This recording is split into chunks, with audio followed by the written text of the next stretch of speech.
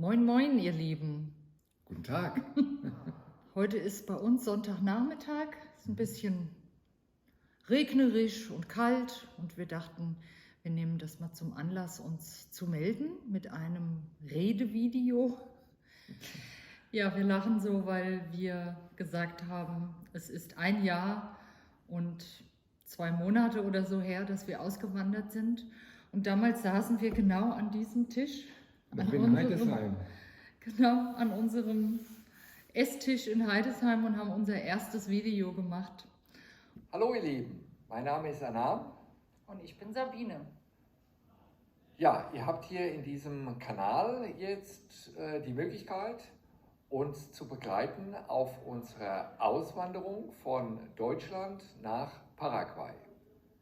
Und dachten, das ist doch ein schöner Anlass, wieder am gleichen Tisch zu sitzen und mal so aus dem Nähkästchen zu plaudern heute.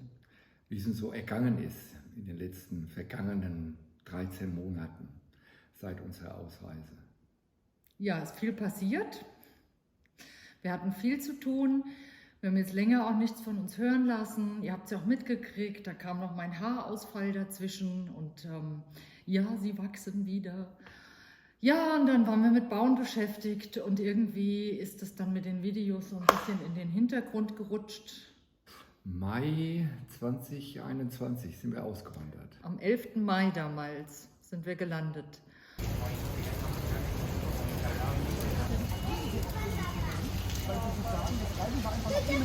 Hi ihr, wir sind glücklich angekommen, halbwegs erschöpft mit ganz vielen Mixed Emotions, aber wir sind angekommen.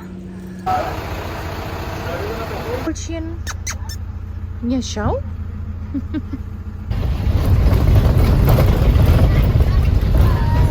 Und ich habe gerade eben das sehr rührende, schöne Video gesehen von HP und Steffi. Freunde von uns, die mit uns im Flieger saßen, damals vor einem Jahr, die sind im EPV und sind dort glücklich oder wieder glücklich. Erzählen sie auch so im Video. Ist ein tolles, offenes Video und also ganz, ganz liebe Grüße an euch auf diesem virtuellen Weg. Ja, und mit uns im Flieger damals saßen auch die Svenningsons. Ja, wir waren so eine kleine Auswanderreisegruppe. Ja. Wir sind hier gemeinsam gelandet. Und Frank und Sonja hat es dann nach Independencia verschlagen. Und die beiden haben inzwischen eine Bäckerei. Also ich meine Café The Hideaway. Also The Hideaway auf jeden Fall. Café bin ich mir gerade nicht sicher. Und backen Brot und Brötchen, sehr erfolgreich. Und irgendwie ist es sehr schön, so zu sehen. Uns hat so in 3 verschiedene Ecken verschlagen. Alle sind noch in Paraguay. Alle haben sich ein neues Leben aufgebaut. Also auch liebe, liebe Grüße an die liebe Svenningson-Familie von uns. Ja, und alle anderen, die wir natürlich kennen oder auch nicht kennen. Das sowieso, ganz klar. Ja, die sollten wir auch mit einbeziehen. Ja, und jetzt wollten wir eigentlich mal so ein bisschen erzählen, was ist uns denn so widerfahren in diesem einen Jahr in Paraguay? Wie geht's uns jetzt? Wo stehen wir jetzt? Was haben wir gemacht? Ohne viel Tipps und Tricks zum Auswandern, sondern einfach mal von uns ein ehrliches Resümee. Genau, wir sitzen jetzt gerade in unserem neu erstellten Haus. Wir haben ja im September 21 wurde mit dem Hausbau begonnen.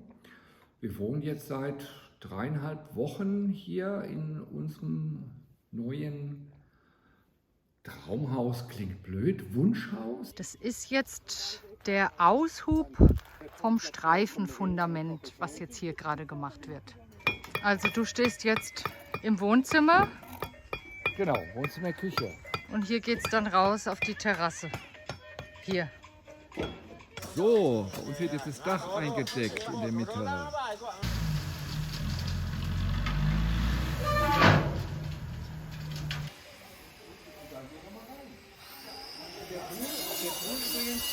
Der wird hier noch angemauert. Also es gibt Ganz toll geworden, ist also wunderschön. Und wir denken mal, so in 4-6 Wochen sind alle kleinen Arbeiten erledigt und dann kehrt hier viel mehr Ruhe ein. Ja, und da viel mehr Ruhe einkehrt, haben wir dann auch wieder sowas wie einen Alltag, können uns wieder so ein bisschen um andere Dinge kümmern oder den Garten weiter anlegen und wieder Freunde treffen und mal ausgehen und so. Ja, das tun wir aber auch so zwischendrin. Ja. Wir hatten jetzt keine Hektik. Nein. Es war ein entspanntes, stetes Vorwärtskommen. Und Werbung wollte ich noch machen an dieser Stelle für unseren neuen Telegram-Kanal. Den habe ich jetzt aufgezogen mit unserem lieben Freund Sebastian Geißen. Das war eine Idee, geboren am Frühstückstisch. Und wir saßen so da und haben geklönt und haben irgendwie gedacht, Mensch, also so kulturmäßig könnte es noch ein bisschen mehr geben. Oder vielleicht weiß man es einfach nicht, wenn irgendwo was ist. Man weiß es meist nicht. Man weiß es meist nicht. Es gibt keinen Kanal oder keine Mitteilungen. Du hörst dann manchmal von Leuten, ach, wir waren letzte Woche da und das war toll. Da ist gerade der Paul gekommen. Und ja, da haben Sebastian und ich gesagt, mein Gott, nein, nicht gehen. Und in ein normales Leben kann man sich auch mal den schönen Dingen widmen. Und deswegen haben wir einen Kanal gegründet, der heißt Que Pasa Paraguay. Den werde ich natürlich verlinken unbedingt. Wir freuen uns da über regen Zulauf. Wir machen uns da wirklich ein bisschen Arbeit, haben das als Telegram angelegt, bei WhatsApp angelegt und bei Facebook.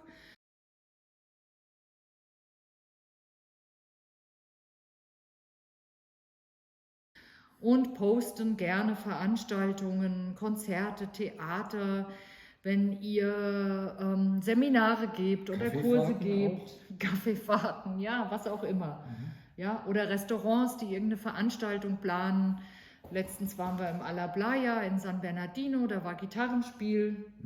Also sowas. Bitte, bitte gerne mitteilen. Wir pflegen das ein, wir posten das.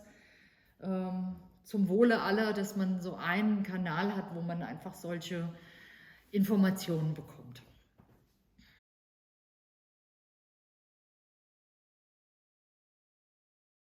Und wenn man jetzt sieht, wir sind ein gutes Jahr hier, haben jetzt hier ein Haus, ein eigenes, haben ein Grundstück, haben im Prinzip eine kleine Siedlung gegründet, haben also noch weitere Grundstücke, die wir an super nette Leute weitergeben konnten. Und es sind auch noch geben können? Ja, 2 oder 3? 5 Grundstücke sind noch frei. Und ja, falls jemand Interesse hat, hier bei uns zu wohnen, meldet euch. Wir haben hier tolles Internet. So schnelles, zuverlässiges Internet hatten wir in Deutschland nicht gehabt. Ich sage ja nur noch Schland. Und Schland. 3-Phasenstrom ist gelegt, die Wege sind angelegt, die werden auch verbessert. Das ist wirklich so schön zu sehen. Gerade wenn so Baggerarbeiten sind, sieht man besonders gut, dass sich etwas getan hat. Und ich laufe zum ersten Mal auf dem neuen Weg. Ja, wie gesagt, ich laufe zum ersten Mal auf dem neuen Weg. Aber im Moment fahren auch viele Baufahrzeuge hier noch drüber. Im Moment ist das 5. oder 6. Haus ist hier gerade am Entstehen von Nachbarn. Und diese kleine Gemeinde, die mal vielleicht so 17, 20 Familien beherbergen kann, die wächst stetig. Da sind wir richtig happy drüber und es sind tolle Leute, die uns hier finden und mit uns hier zusammenleben. Ja, es ist schon auch so ein bisschen wie zum Beispiel Steffi auch in dem Video gesagt hat, dass sie sich so geführt haben von oberer Stelle. Das ist richtig. Gefühlt haben von oberer Stelle. Ja. Und dass man, wenn man einfach so ein bisschen all in macht und auf sein Herz hört und weitergeht, dass dann irgendwelche Türen und Schleusen sich öffnen. Und genau so würden wir das auch beschreiben, haben wir genau so erlebt. Man mag es Glück nennen, ja. Man kann es aber auch sagen Bauchgefühl oder man kann auch sagen aufs Herz gehört. Die innere Führung. Von vornherein die richtigen Menschen getroffen, die uns begleitet haben, vom Makler bis über den Bauleiter, bis über tolle Nachbarn und Bekannte, die inzwischen auch zum Freundeskreis gehören, die uns tolle Tipps und Hinweise gegeben haben. Also bei uns ist alles super gelaufen bisher und es ist wirklich geht ein Traum in Erfüllung für uns. Ja. Also wenn wir mal so resümieren und bis zum Status quo weiter uns vorarbeiten, sind wir sehr spontan im Jahr 2021 ausgewandert.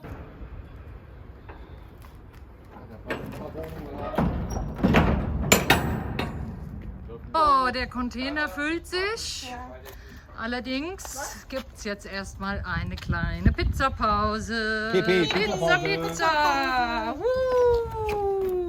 Oh ja.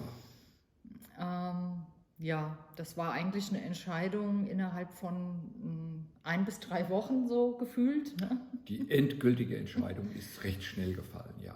Also sind wir mit dem Thema Paraguay in Resonanz gegangen, hatten mehrere schlaflose Nächte damals, haben uns nicht mehr wohlgefühlt in Schland. Ich denke, das muss man nicht noch mal groß aufrollen. Warum? Das weiß inzwischen jeder, hat auch jeder einfach seine Entscheidung und seine Wahl getroffen. Und wir haben eigentlich nie vorgehabt, auszuwandern. Es war jetzt nie unser Traum. Nein, ich wollte aus meinem geliebten Mainz nie Ach, raus. ich hätte ihn da nicht weggekriegt aus Mainz. Ich wollte ihn ja in den Taunus holen, keine Chance. Nicht die geringste Chance. Also musste ich nach Heidesheim. Das war dann der Kompromiss, ne? Ja. Ja, auf die andere Seite. Für die, die sich auskennen mit der Geschichte und dem Rhein. Ja, und den Mainzern Und den Wiesbadenern. Das ist alles mehr Spaß. Genau, ja, und dann sind wir sehr schnell in Resonanz gegangen, haben uns irgendwann an einem der nächsten Morgen angeschaut und die Hand drauf gegeben und gesagt, okay, wir wandern aus. Ja. Zack, boom, Da bang. waren wir uns beide auch super schnell und vor allem zu 100% einig. Ja, Es war war eine wirklich so. komplette Übereinstimmung. Keiner hat keinen überzeugt und gesagt, Mensch, und lass uns doch mal und mach doch und stell dich nicht so an. Und Ja, oder schaust dir mal an. null. Also Also- da haben wir wirklich all in. Wir haben ja unser Haus verkauft, unsere Jobs aufgegeben, Container gepackt und sind gegangen. Ja, War wirklich so. ja. So, sag tschüss, altes Leben. Endlich kann ich demnächst diese Verkleidung absetzen. Und hier war ich gerade und habe mich abgemeldet, meinen Wohnsitz abgemeldet. Yay! Da sind die Unterlagen. So, auf geht's nach Paraguay. Hey Pauli, für den Pauli war das ganz schlimm heute, gell? Große Aufregung, ja. Pauli, alles leer. Ja, ha? Schätzchen, da ist deine Flugbox, hm? Na, schmeckt's? Es schmeckt super, weil ich hungrig bin. Prost. Prost! Und seitdem haben wir eine sehr schöne Zeit erlebt. Also, wie Annam schon auch jetzt sagte, wir hatten Glück oder Fügung, wir sind an die richtigen Leute geraten. Ich weiß, es gibt auch andere Geschichten. Ja, die gibt es hier in Paraguay und wahrscheinlich überall. Wir haben auf unser Herz gehört. Wir sind ein bisschen rumgereist. Haben uns Land und Leute angeschaut. Allerdings, irgendwie hat unser Herz war schon offen für hier im Cordillera. Ja, ja. Die Ecke hat uns einfach super gut gefallen. Sofort. Ja, bisschen Ja. Nähe zu Asunción, grün, hügelig.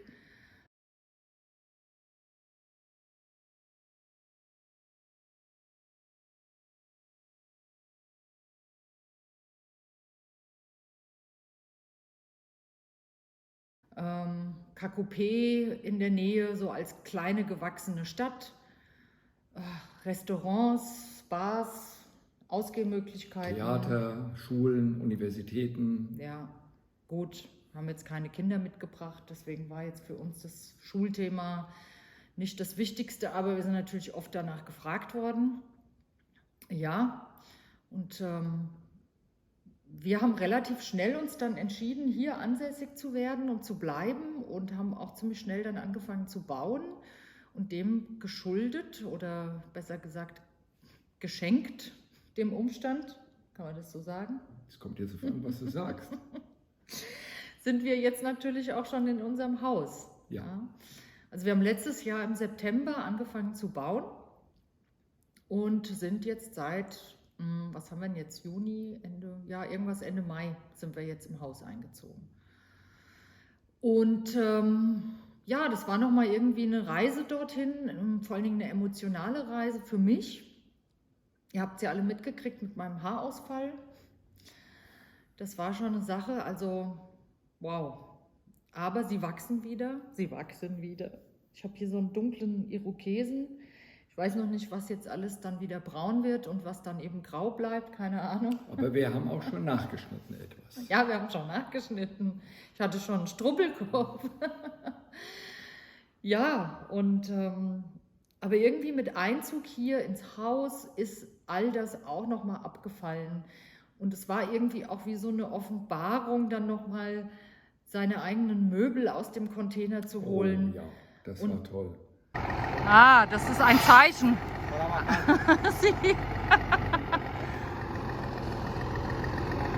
Unser guter Spaten.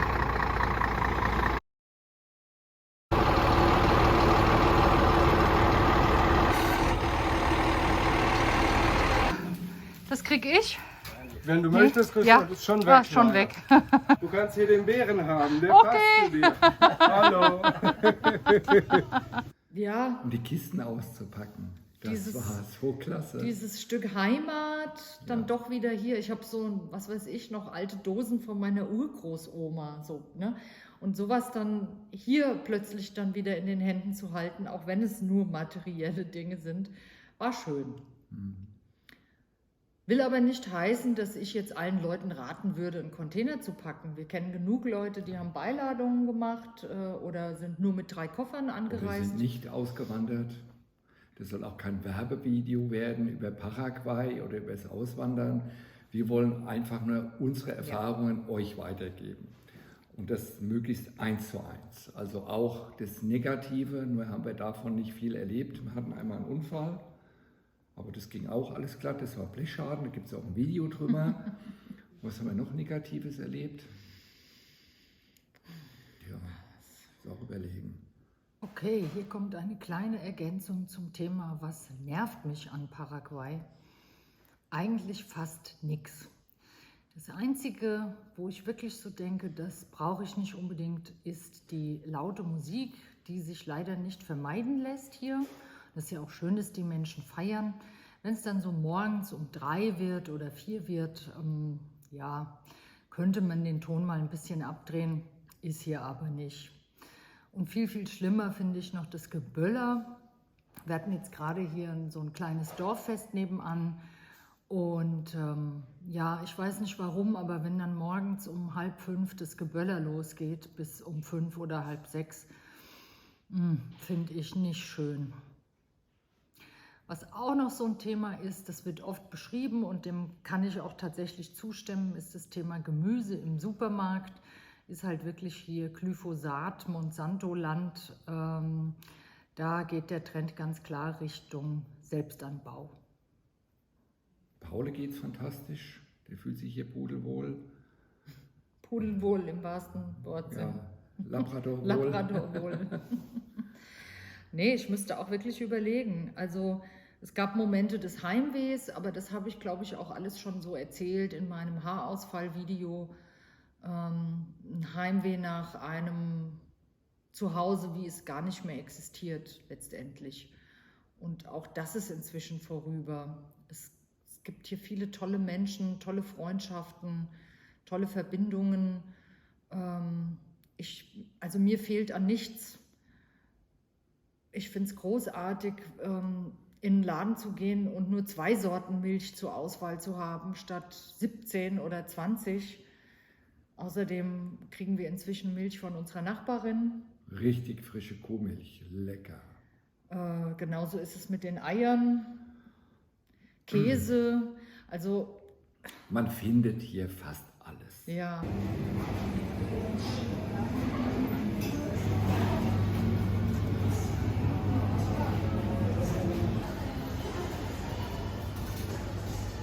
Oh Gott, hier geht's ja noch weiter. Guckt euch das an.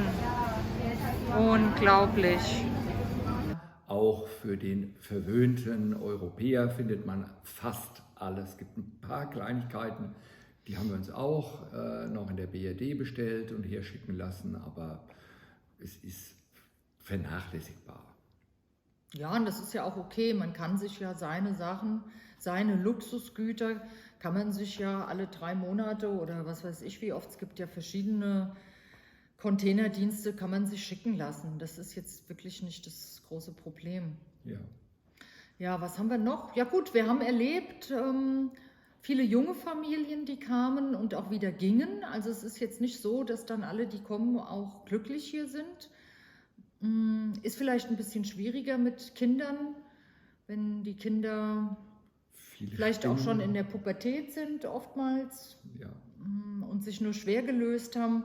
Also das war schon so, finde ich, eher bei jungen Familien, die sich schwer getan haben, die wir kennenlernen durften. Die meisten sind nicht unbedingt wieder zurück, die sind weitergezogen nach Mexiko oder Costa Rica oder in die Domrep. Ja, da muss jeder seinen eigenen Weg gehen. Es gibt viele schöne Plätze auf der Welt, also Paraguay ist nicht der einzig schöne. Ja. Was aber schön ist, wir waren vor kurzem auf dem Geburtstag von einer jungen Bekannten, Freundin.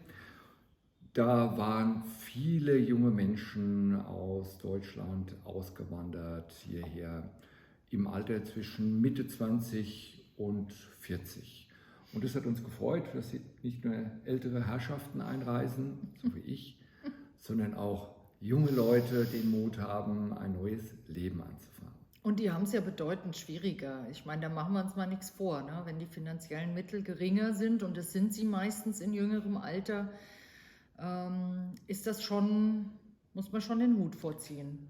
Definitiv, aber ich muss sagen, wenn ich mich jetzt so hier in Paraguay umschaue, hier gibt es viele Möglichkeiten, ein Betätigungsfeld zu finden, wo man Geld verdienen kann und Leistungen erbringen kann. Also ich muss sagen, hier gibt es einige Felder, die noch viel Potenzial haben hier in Paraguay. Ja. Absolut. Absolut. Ich hatte auch gerade letztens drüber resümiert und habe dir das erzählt, ne? So Stichwort Freunde in Independencia, die Brot backen oder Leute, die Kaffee rösten. Oder es gibt so viele tolle Leute inzwischen hier, die Sachen herstellen. Ja. Und das ist ja auch das Schöne jetzt gerade. Es hat so eine Aufbruchsstimmung, so eine Entdeckerstimmung. Ja. Das erinnert mich so ein bisschen an die 80er, 90er, als ich damals nach Berlin bin, nach Ostberlin, und ganz viele Leute angefangen haben, dort zu wohnen und was zu produzieren oder Kurse zu geben, Seminare zu halten. Und diese Stimmung hat es hier irgendwie auch auf eine Art. Man ist hier einfach freier und in der Gestaltung und hat nicht 1000 Auflagen. Ja, und Behörden, die sagen, du darfst das nur so rummachen und das ist sowieso verboten. Ja. Und es ist viel einfacher, sich selbstständig zu machen. Ja. Also wir waren ja beide selbstständig und da sind auch einige Hürden zu nehmen und Vorschriften und Berufsgenossenschaften und all diese Regeln. Geworden. Man war praktisch nicht mehr mit seinem Beruf beschäftigt, sondern mit dem Steuerrecht oder mit irgendwas anderem. Verordnungen.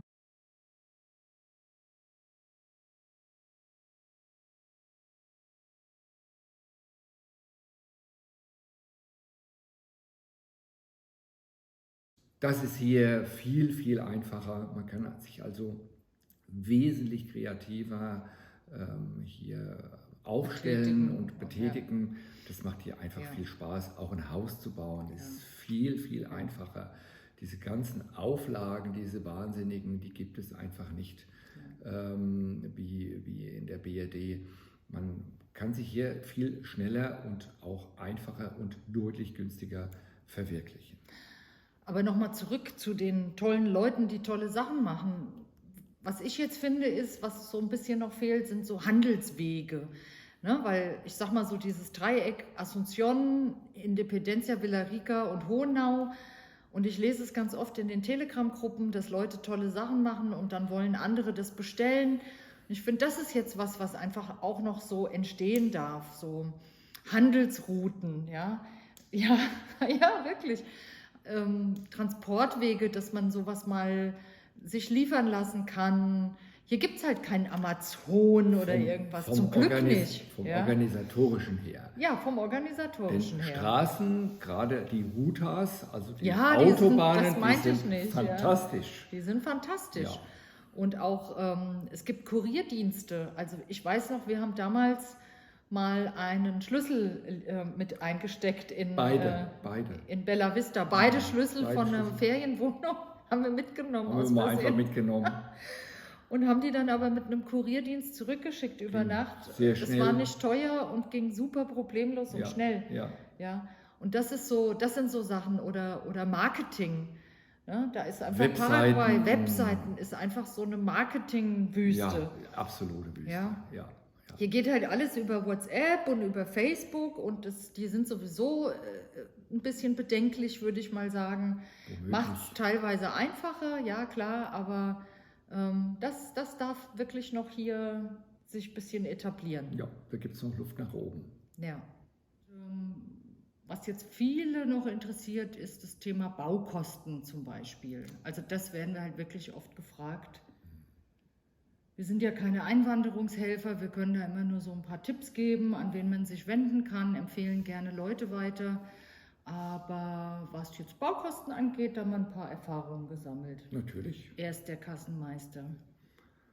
Ja, was kann man so rechenbauen? Also man kann natürlich, je nachdem, in welcher Ausstattung man ein Haus erstellen will, so sind die Kosten auch. Die haben eine große Bandbreite. Ich würde mal sagen, sehr, sehr einfach kommt man wahrscheinlich mit etwa 250 € pro Quadratmeter überdachte Fläche hin. Und wenn man so sich an den europäischen Standard anlehnen möchte, da liegen die Kosten so ungefähr bei 500 € pro Quadratmeter überdachte Fläche. Das sind realistische Preise, aber was wir auch gemerkt haben, dass es regionale Unterschiede gibt, dass es schon Regionen gibt, wo das Bauen teurer auch ist. Da vorher einfach mal schlau machen. Manche interessieren sich auch für eine fertige Immobilie zu kaufen, also auch da gibt es Möglichkeiten, definitiv, da gibt es auch einen Markt. Da würde ich mich an einen vertrauenswürdigen Makler auch wenden. Ganz wichtig ist, dass man da einen gewissen Sachverstand mitbringt oder jemand mitbringt, der den Sachverstand hat. Denn wir hören hier öfters mal, dass Immobilien gekauft werden, wo man deutlich mehr Geld investieren muss, weil da irgendwas nicht in Ordnung ist, sei es das Dach, sei es das Fundament, sei es feuchte Wände oder ähnliches. Oftmals hat es mit Wasser zu tun, im erweiterten Sinne. Ja, genau, mit H2O. Und da muss man halt abschätzen. Grundsätzlich, wir haben uns auch erstmal hier auf dem Immobilienmarkt umgeschaut und haben auch mal geschaut, was kriegen wir dann für unser Geld, für eine fertige Immobilie. Aber wir haben relativ schnell Abstand genommen.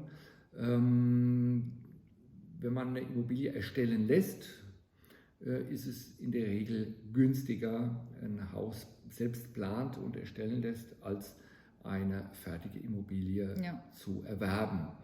Ja, das ist echt so ein kleines Paradoxon. Ja? Das mag in Deutschland ein bisschen anders sein. Da ist Bauen irgendwie komplizierter, umständlicher, teuer. Ja.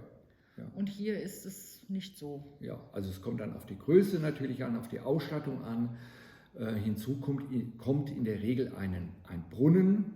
Das heißt, wir haben hier unser ganzes Grundstück über einen Tiefbrunnen gespeist. Das ist ganz hervorragendes Wasser. Wir haben sogar eine Wasseranalyse machen lassen. Extra nach Deutschland eingeschickt, beziehungsweise sein Sohn hat es mitgenommen, gell? In ein Labor. Haben alle Mineralstoffe, Metalle, Schwermetalle. Wir haben hier also ein ganz, ganz exzellentes Wasser. Also alles geprüft. Wir haben es nicht, sondern wir haben es geprüft. Ah ja, wir haben es prüfen lassen und wir haben keinen Bestand. Ja, genau. Ja. Kann man übrigens auch hier machen lassen, ist einfach ungleich teurer gewesen. Und deswegen haben wir die Chance genutzt, als sein Sohn wieder zurückgeflogen ist, das einfach mitzugeben. Ein zertifiziertes Labor. Ja, haben sich gleich 5 Nachbarn angeschlossen. Ja, alle kamen so mit ihren Probefläschchen. Hat sich gelohnt. Ja, und ansonsten ist natürlich immer die Frage der Größe des Grundstücks. die Lage spielt eine ganz große Rolle, wie überall auf der Welt. Ja, die Lage. Wir denken, wir haben hier eine recht gute Lage auch erwischt, das kriegen wir immer wieder bestätigt. Wir liegen in so einem schönen Dreieck zwischen Cacope, Atyra, San Bernardino. Wir haben etwa 1,5 Stunden Fahrzeit in die Hauptstadt nach Asunción, wo man im Prinzip alles bekommt, auch alles Ungewöhnliche. Wir haben da unsere Küche gekauft, die hat absoluten europäischen Standard, oder auch viele Fliesen, Sanitärobjekte und so weiter. Alles bekommt man gut. dort Ja. gut und sehr günstig. Ich sage ja nach wie vor, ich könnte niemandem raten, nimm unbedingt einen Container mit oder lass es unbedingt sein. Das ist sehr individuell. Wenn man schöne Möbel hat, an denen man hängt, die ein bisschen hochwertiger sind, dann lohnt sich durchaus. Ja. Ja, Das muss eine ganz oder ist eine ganz individuelle Ja. Entscheidung. So ein paar Erinnerungsstücke nimmt bestimmt jeder mit. ja, Aber jetzt günstige Möbel würde ich hier nicht einführen, da wären mir die Shippingkosten einfach zu zu hoch. teuer, ja. Und es ist ja auch teurer geworden. Ist ja alles, es steigt ja alles. Ne? Also es ist jetzt nicht so, dass man sagen kann, hier in Paraguay ist alles günstig. Man Nein. sieht, wie in Deutschland alles steigt, aber ich glaube wesentlich schneller und höher. Aber auch hier steigen die Preise. Benzin und Diesel ist hier auch teurer geworden. Wir haben, wie wir vor einem Jahr hier eingereist sind, haben wir für einen Liter etwa 7.500 Guarani bezahlt. Und inzwischen liegen wir bei 10.000 Guarani pro Liter. Ja, und so ist es auch mit den Lebensmitteln Ja. und auch mit den Baukosten. Wo die bei weitem nicht so starke, Angestiegen sind. ja, Ja, bei weitem nicht. ja. Aber ja, insbesondere was Metalle angeht, ich denke, das ist ein weltweites Phänomen derzeit. Metalle werden teurer, also Kupfer, auch Stahl. So viel Stahl ist jetzt in einem Haus nicht verbaut, also die Preise steigen auch, aber moderat und überschaubar. Und Naja gut, wenn wir wir zum kamen so mit den Beispiel... Kalkulationen aber gut hin bisher. Ja, Also kann. wir haben das gut Ja. abgeschätzt, das Ganze, und wir haben noch keine bösen Überraschungen erlebt. Ja. Aber wir haben zum Beispiel ja Erdkabel verlegt. Wir wollten jetzt nicht unbedingt auf Strommasten schauen und das auch unseren Nachbarn nicht antun. Und deswegen haben wir dann Erdkabel verlegt, was an sich kein Problem war, aber die Preise sind rasant gestiegen. Ja, das ist richtig. Kupfer eben. Kupfer eben, genau. Ja. Ja. Wenn der Goldpreis mal so steigt oder der Silberpreis, werden sich viele freuen. Ja. Ja, ansonsten sind wir dran, unser Gärtchen anzulegen.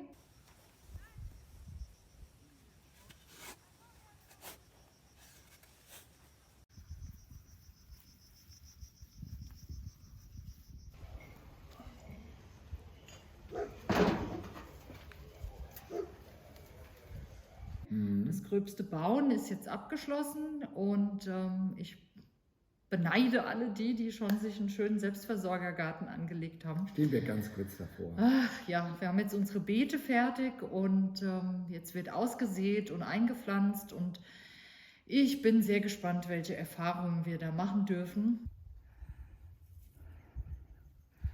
Es ist ja auch jetzt nicht alles so einfach, aber also ich sag mal Thema Blattschneide, Ameise und was man immer so hört, ne, und andere Tiere und so weiter. Dann schaue ich mal. Ich habe da schon ein paar Ideen. Ja, der Annam hat ja seine tolle Wundermaschine, wie heißt sie? Radionik. Radionikmaschine, die energetisch arbeitet. Ja, also da haben wir schon so ein bisschen was vor und auf dem Programm. Praxis ist fast eingerichtet. Praxis ist fast eingerichtet, genau, so ein kleines Praxisräumchen. Eigentlich mehr oder weniger für uns, Genau. so im kleinen, Also keine privaten. 5-Tage-Woche mehr Um oder Gottes ähnliches. Das sind wir raus für diese Inkarnation. Ja, genau.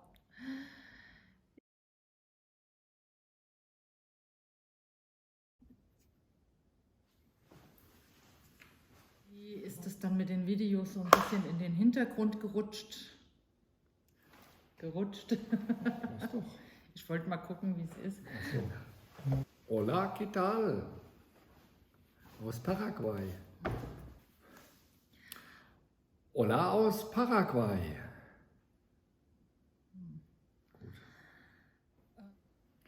Ja, Ja.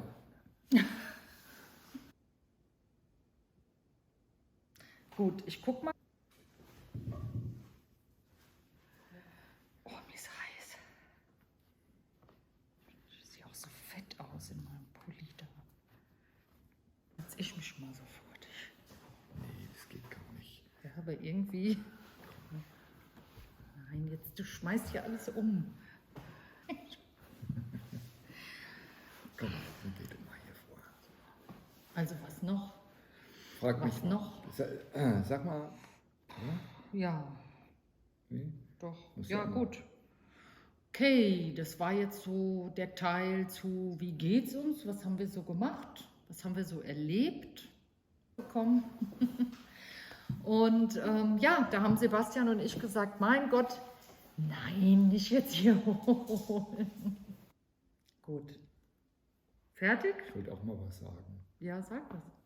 Ja, das eben. Ach so. Gibt's noch irgendwas? Der Paul wollte noch was sagen.